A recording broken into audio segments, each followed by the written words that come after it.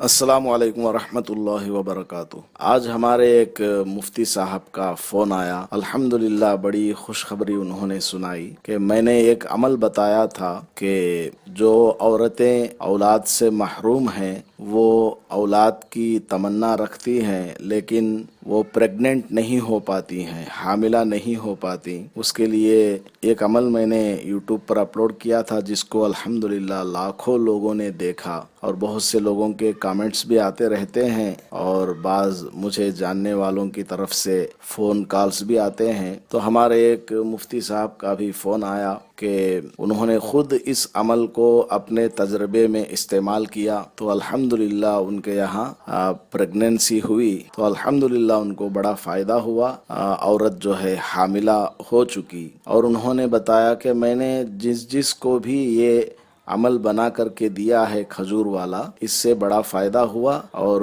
कई लोगों ने इसको इस्तेमाल किया तो उनके यहाँ औलाद हुई और उन्होंने नाम भी बताया कि मैंने फ़लाँ बच्ची का ये नाम रखा और फ़लाँ बच्चे का ये नाम भी रखा। तो उन मुफ्ती साहब ने बताया है बाज़ औरतें ऐसी हैं कि जिनका हमल रुक नहीं पाता है, अबार्शन हो जाता है, बच्चा जो है साकित हो जाता है, गिर जाता है। इसके लिए भी आप औलाद होने के लिए जिस तरह एक मुजर्रब अमल बताए हैं, इसके लिए भी एक अमल बताएं।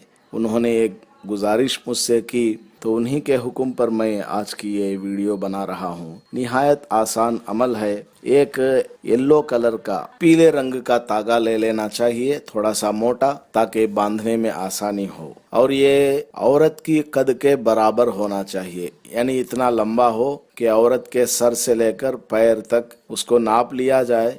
इतना लंबा तागा ले लीजिए और लेने के बाद उस तागे के आप 9 हिस्से बना लें, यानी उसको काटना नहीं है बल्कि उसको डिवाइड कर लें कि इसमें मुझे 9 जगह गांठ लगाना है। तो गांठ लगाने के लिए आप डिवाइड कर लें कि पहली गांठ जो है फलां जगह से लेकर फलां तक होगी, फिर वहां से फलां जगह तक दूसरी गांठ लगेगी। इस तरह आप डिवाइड कर लें उस तागे को। उसके बाद एक तो वजू कर लेना है। बावजू होने की हालत में आप अगर खुद पढ़ सकते हो, कुरान शरीफ की 2 आयतें मैं बताने जा रहा हूँ, उसको अगर आप खुद पढ़ सकते हो तो पढ़िए, या अगर आप पढ़ नहीं पाते हैं तो अपने महल्ले के इमाम साहब से जो नेक साले हों, इमाम साहब तो नेक साले होते ही हैं लेकिन फिर भी चंद मसाजिद में आपको जो अच्छे लगें उनसे आप दम करवा लें तो अच्छा है। तो एक लंबा तागा ले लेना है, औरत के कद के बराबर तागा। उसके बाद बावजू होने की हालत में अऊज़ु बिल्लाहि मिनश शैतानिर रजीम बिस्मिल्लाहिर रहमानिर रहीम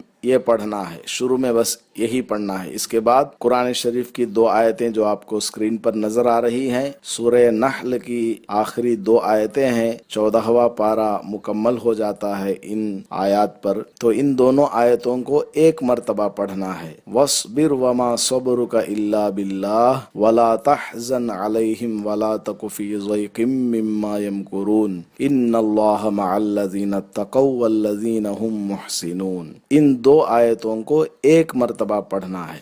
एक मर्तबा पढ़ने के बाद आधी गांठ लगाएं जैसे आपको स्क्रीन में नजर आ रहा है, फिर उसके ऊपर फूंक मारें। एक मर्तबा फूंक मारें और उस गांठ को टाइट कर दें, बांध दें जैसे आपको स्क्रीन पर नजर आ रहा है। फिर वहां से थोड़े से फासले पर दूसरी गांठ को आधी गांठ बना लें, मुकम्मल उसको टाइट ना करें बल्कि आधी बना लें और उसके बाद ये आयत पढ़ें एक मर्तबा। दोनों आयतें एक बार पढ़ना है। वस्बिर वमा सब्रुका से लेकर मुहसिनून तक एक मर्तबा पढ़ना है और फूंक मारना है, फिर उस गांठ को टाइट कर देना है। फिर वहां से थोड़े फासले पर एक और गांठ बना लेना है आधी, और उस पर भी इसी तरह पढ़ करके दम करके टाइट कर लेना है। इस तरह इस पूरे तागे में 9 जगह आपको गांठ बनाना है और उस पर दम करना है। आधी गांठ बना लिया और उस पर दम किया, उसके बाद टाइट कर दिया। ये तरीका है। औज़ु बिल्लाहि मिनश शैतानिर रजीम और बिस्मिल्लाहिर रहमानिर रहीम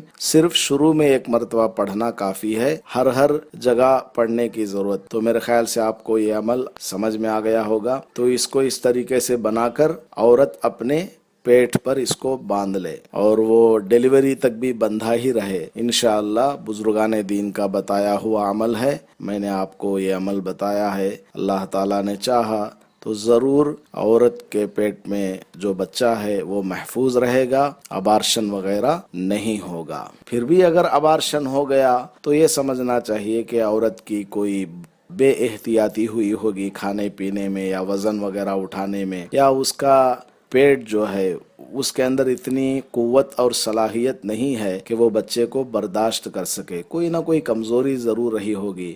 اگر بالفرض صحت مند ہونے کے باوجود تمام تر پریکاشنز اور تمام تر احتیاطیں برتنے کے باوجود بھی ایسا ہوا ہے، تب بھی یہ سمجھنا چاہیے کہ اللہ تعالیٰ نے یہی فیصلہ کیا تھا، اس لیے گھبرانے کی ضرورت نہیں ہے۔ اللہ پاک سے دعا کرتے رہیں، انشاءاللہ بہت فائدہ ہوگا۔ اور اس کے ساتھ عورت زبان سے کچھ ذکر بھی پڑھ کر کے پیٹ پر دم کیا کرے۔ وہ کیا ہے؟ یا سلامو یا سلامو یا سلامو۔ یہ عورت ہر فرض نماز کے بعد 100 مرتبہ پڑھ کر کے اپنے پیٹ پر پھونک مار لیا کرے۔ یا سلامو یا سلامو یا سلامو 100 مرتبہ پڑھنا ہے اور پیٹ کے اوپر دم کر لینا ہے۔ تو ہر فرض نماز کے بعد یہ عمل کر لے تو یہ دونوں کام کرنے سے انشاءاللہ بہت فائدہ ہوگا۔ لیکن ایک بات ضرور یاد رکھیں، کامنٹس کے اندر یہ نہ پوچھا کریں کہ یہ کون سی حدیث میں ہے، یہ کون سا حضور صلی اللہ علیہ وسلم کا یا قرآن کا فرمان ہے۔ یہ سب علماء کرام نے ہی تجویز کیے ہوئے ہیں۔ علماء کرام بہتر جانتے ہیں کہ قرآن شریف کی آیات کے ذریعے کیا کام لینا جائز ہے اور کون سا کام لینا ناجائز ہے، یہ سب وہ جانتے ہیں۔ بزرگان دین نے یہ عمل بتایا ہے تو اس میں شک کرنے کی ضرورت نہیں ہے۔ تجربے کی بات ہے، آپ کرنا چاہیں تو کر سکتے ہیں، نہیں کرنا چاہیں تو کوئی بات نہیں، لیکن یہ کہنا کہ یہ قرآن میں کہاں حدیث میں کہاں یہ بالکل شرک ہے، یہ سب غلط باتیں ہیں۔ اس طرح کی باتیں مسلمان کو نہیں کرنا چاہیے۔ قرآن شریف میں اللہ پاک نے شفا رکھا ہوا ہے، اس کو بزرگان دین نے مختلف انداز میں کر کے آزمایا تو اس کا نتیجہ نکل آیا، تو انہوں نے عوام میں اس کو جاری کر دیا کہ ایسا کر لو تو انشاءاللہ فائدہ ہو سکتا ہے۔ 100% نہیں ہو سکتا ہے، اللہ نے چاہا تو انشاءاللہ ضرور فائدہ ہوگا۔ السلام علیکم ورحمۃ اللہ وبرکاتہ۔